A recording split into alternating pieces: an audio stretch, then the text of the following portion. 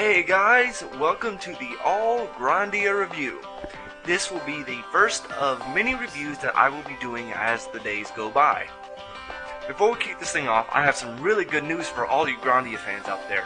I, for one, am really excited about this. Gung Ho Online Entertainment announced earlier that the PlayStation version of Grandia 1, will soon be available for download through the PlayStation Store's game archives. This is really good news for all of us, because I'm sure that all of us have been waiting for this to happen. It was developed by Gung Ho subsidiary GameArts. The download will cost 600 yen or $6.08 in US currency. Also, for all of you who have been waiting for news about Grandia Online, Gung Ho promises to release more information on Grandia Online during a press conference scheduled for May 20th this year. This month, actually. Also, the series composer Noriyuki is going to be there. Also, for those of you who don't know about Grandia Zero, or Grandia Online, as it is also called, Grandia Online is a MMORPG being developed by GameArts and published by Gung Ho Online Entertainment.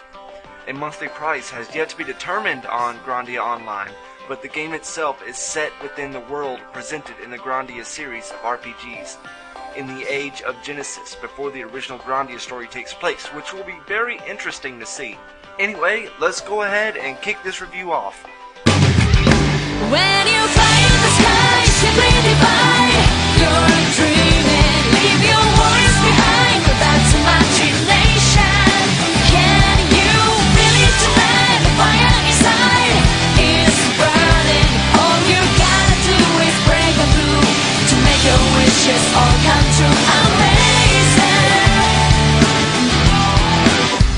Let's start with Grandia 1. Grandia is a console role-playing game and the first title in the Grandia series developed by GameArts originally for the Sega Saturn in '97. Since then, it has been ported to the Sony PlayStation and was published in North America and Europe for the first time by SEA and Ubisoft respectively around '99 and 2001. It was later repackaged and sold at a budget price as part of the Ubisoft exclusive range in Europe. In April 2009, the PlayStation port of Grandia was released in Japan on the PlayStation Network as a downloadable title in the PS1 Classics range.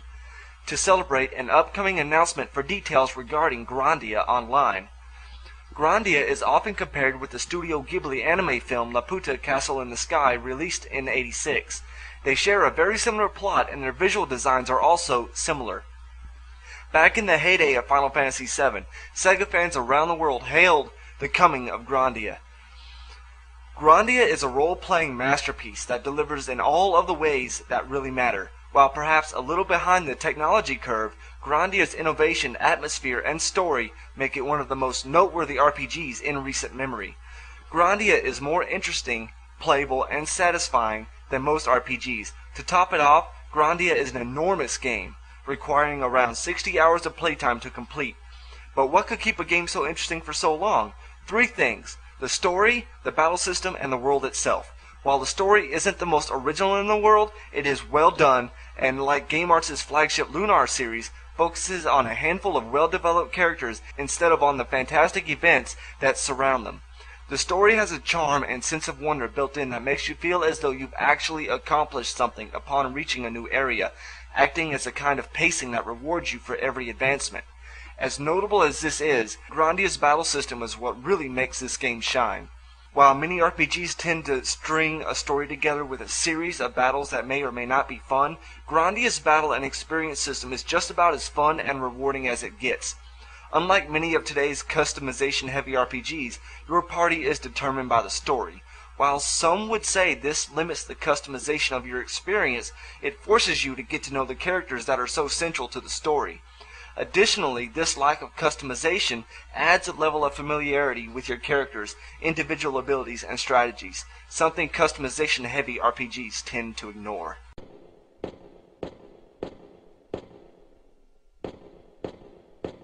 Carlisle Force, Mullen Company, fall in, face forward.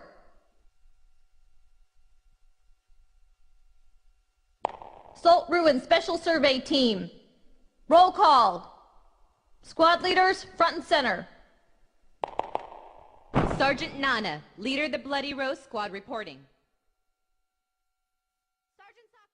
When wandering around the myriad dungeons, you can see monsters approaching to attack, similar to Square's Chrono Trigger. If your party isn't ready for more fights or you just aren't feeling belligerent, you can usually evade these attackers, reducing the frustration found in many random encounter RPGs. This said, however, many times you will welcome or even seek out encounters to strengthen your party. The battle system is that fun. Grandia's combat system merges bits of Square's active battle system with pieces of Lunar system, all presented from an overhead 2D view. Time constantly flows during battle, pausing only to let you issue a command. So, the story and battle system are good. To top it off, Grandia's vast world is interesting and fun in its own right. Even though the current trend in RPGs seem to be heading for darker, more serious adventures, Grandia flaunts the fact that it's the complete opposite. The game's world is warm and inviting, filled to the brim with personality and details that many games seem to forgo. Sony has a real winner on its hand, and it probably doesn't even know it. Grandia is every bit as worthwhile as Final Fantasy VII, just in different ways. While a more casual RPGer might opt for Final Fantasy VII, as Sony's sad ad campaign admits, Grandia is a fantastic game for anyone looking for a light-hearted, truly satisfying adventure.